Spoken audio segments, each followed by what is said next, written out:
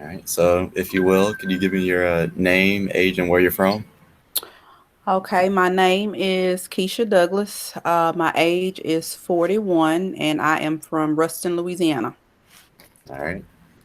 In your experience, how has the COVID-19 pandemic affected your household, your social life, your neighborhood or community, and your health? Okay, so COVID-19 has affected all of those. So we'll start with, what did you say first? I said household. Household. So we'll start with the household. So Jordan Osborne, who's interviewing me, is my son.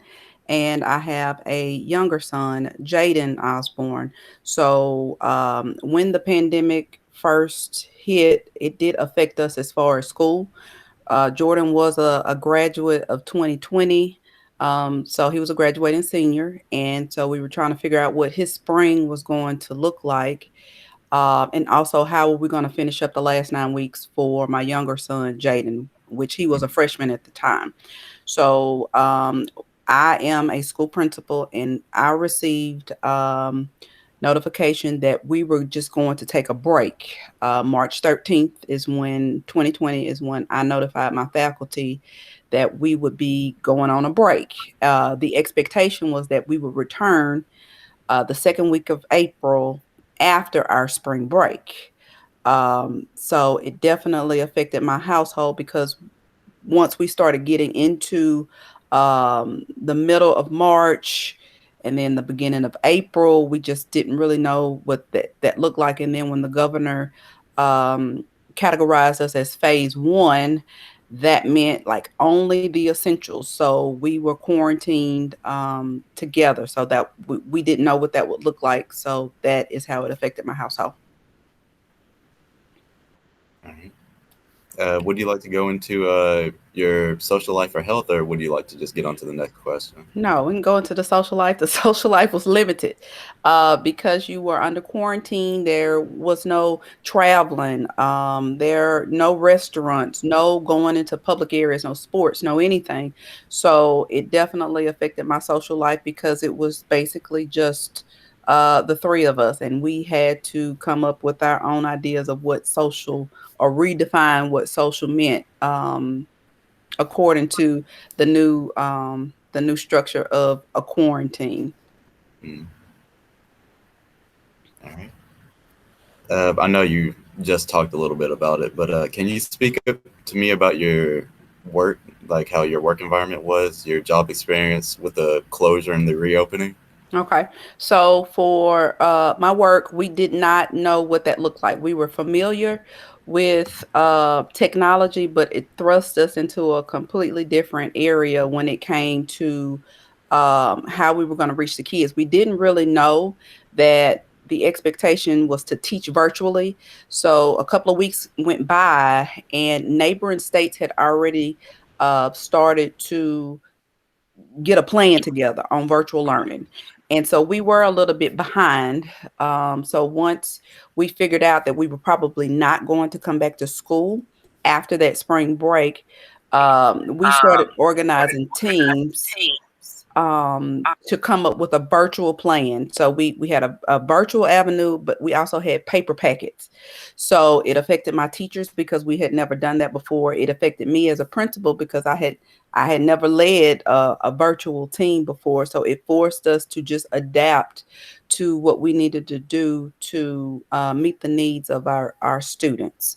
Also, within the capacity of the school, we had to talk about how we were going to service the kids as far as like special needs, even as basic as breakfast and lunch. We had to put together something where we organized all of those resources to be available to students, even though we were in phase one and we were on quarantine. So to me, it just forced us to adapt to what was going on around us. And I think they did a really good job. All right. How has the COVID-19 pandemic impacted your economic security, if at all? Um, I will say this: I'm fortunate enough to be in a profession where even though the quarantine was going on, I never missed a paycheck.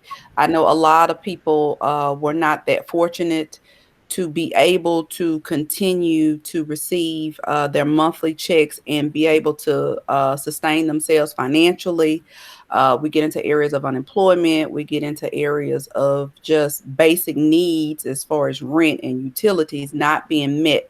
So, like I said before, I did not have to deal with that, but I definitely knew some people that were struggling, whether they were self employed or they were involved in businesses that were not considered to be essential, that there were struggles. In the midst of a health crisis and growing economic crisis, long-term issues of inequality has been a major topic of conversation. Hmm. Did you participate in a protest for Black laws, post on social media, or educate yourself on the history behind police violence?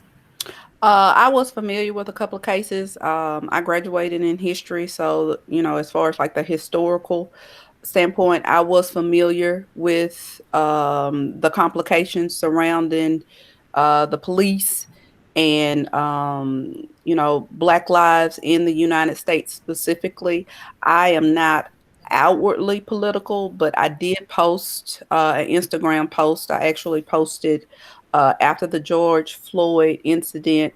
There was a post that I did that was basically a picture of my son Jordan, and then there was a picture of us together, and then I posted a picture, same post, picture of my second son Jaden, and then a picture of us together, and the caption was "You matter."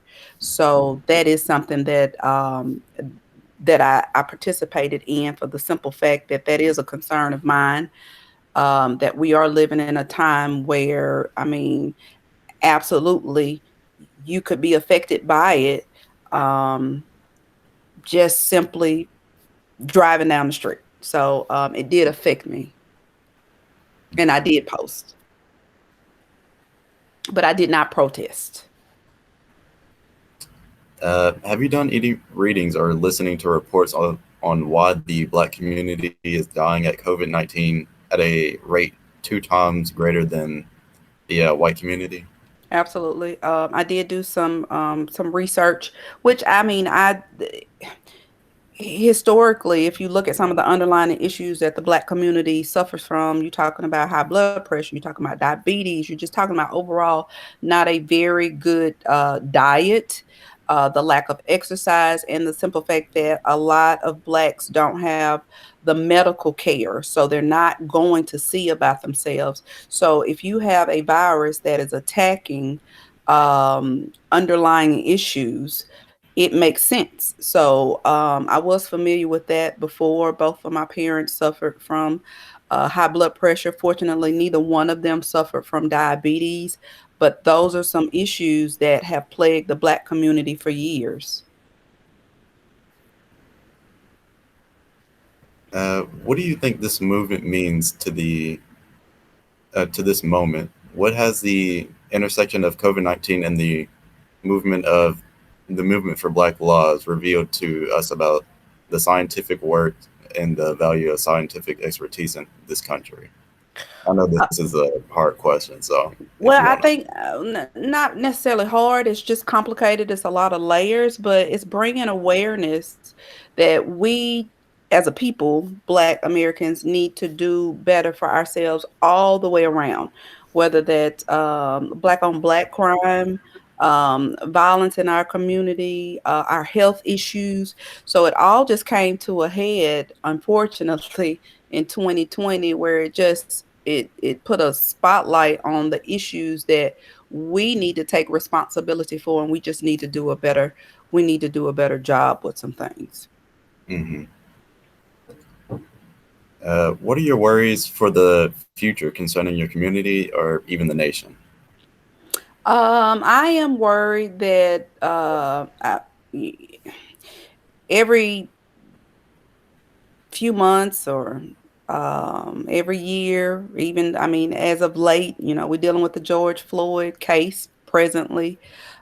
There's another case that's happening right now in Minnesota. It's just it's my concern that we're never going to get over what I call the hump. I mean, it's like we progress, and then you have something like this that once again lets us know we're not where we need to be. Now we are not where we once were, but we're still having some struggles with equality and just being able to um, have a positive relationship when it comes to law enforcement. So that's a concern for mine that I would think by now that we would have learned how to manage, but clearly we still have some work to be done.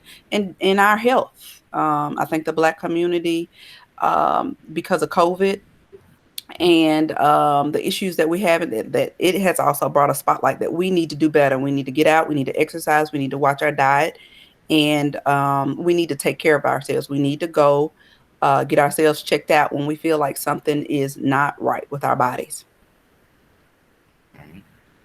And excuse my pronunciation for this next question, but the writer Arundhati Roy has written, historically, pandemics have forced humans to break with the past and imagine their world anew. This Hmm. is, hold up, this one is no different. It is a portal, a gateway between one world and the next. If COVID-19 is a portal or a transition to a changed world, what from your pre-pandemic life do you leave behind, and what would you want to take with you? We're leaving behind the old way we used to do business. You know, the two of us are now having an interview virtually. You spent your fall semester, freshman year, all of your classes were online. Mhm. Even as something as simple as the way we go get food. If you look at DoorDash, if you look at Waiter, if you look at Uber Eats, like it's changing the way that uh, we handle our lives. Like we've had to adapt. I think that there are some good things that have come out of COVID. Is we've been forced to like expand our creativity. But it's some old stuff that I would like to hold on to that I think is just a thing of, I think it's a thing of the past, unfortunately. The way we communicate, everything is so instant. There's a lack of how to communicate face to face, and I think that's only going to get worse as we start doing our virtual learning and conducting interviews and those sorts of things, which I think is a good thing. But I think that we're just gonna leave some old skills behind that I think are important. All right. And to conclude, is there anything you would like to, anything extra that you would like to mention, or just talk about the pandemic and how it has affected just first, excuse me, how it has affected just university students in general, or your family, or any members of your community? I struggle with the fact that you, Jordan, you did not have a traditional freshman experience, and what I mean by that, as far as like the social aspect and the the educational side, the curriculum side, that's fine. But just having the freshman experience on campus, meeting new people, joining organizations, and being able to congregate, that makes me sad. Also, you did not participate, and I don't know if you would have participated anyway, but you didn't participate in prom your senior year. You didn't participate in homecoming. So I just feel like there are some things that we consider to be tradition that you didn't get a chance to enjoy Mm. or experience. So that makes me sad. So. Yeah, we did bring that up in one of my previous interviews.